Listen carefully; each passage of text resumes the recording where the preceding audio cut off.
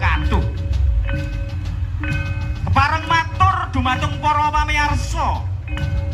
Kawula warga dusun Ploso Kalurahan Wonolelo wonten ing wekdal siang punika keparenga ngaturaken sugeng riyadin 1926 Hijriah.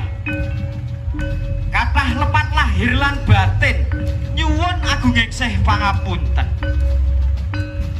Para pamirsa, wekdal siang punika warga dusun Ploso Kalurahan Wonolelo keparenga nyuguhaken carita purwaning panyebaran agama Islam wonten ing tlatah Nuswantara.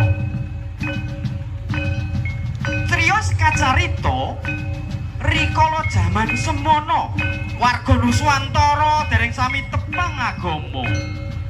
Pramila saking punika kathah warga ingkang sami nyembah wit-witan, gunung, watu, brahala lan ugi nyembah barang-barang liya. Dereng wontenipun ajaran agama andadosaken warga kathah ingkang nglampahi perkara kang ala.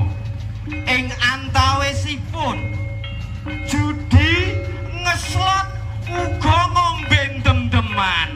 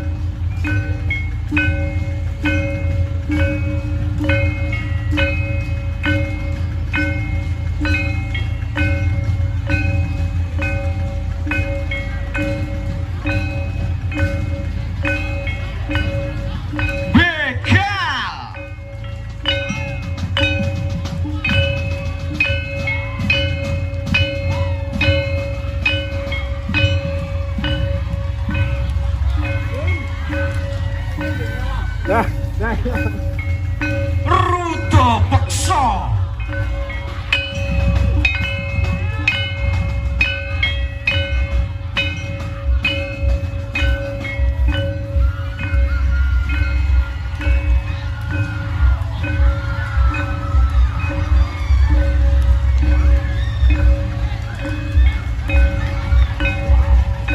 lan perkara ala kang liya. Singkat kacarita, para ulama penyebar ajaran agama akhiripun dumugi wonten ing tlatah Nuswantara. Para ulama sesarengan sami nyebaraken ajaran agama Islam. Nun injih ajaran agama ingkang minulya.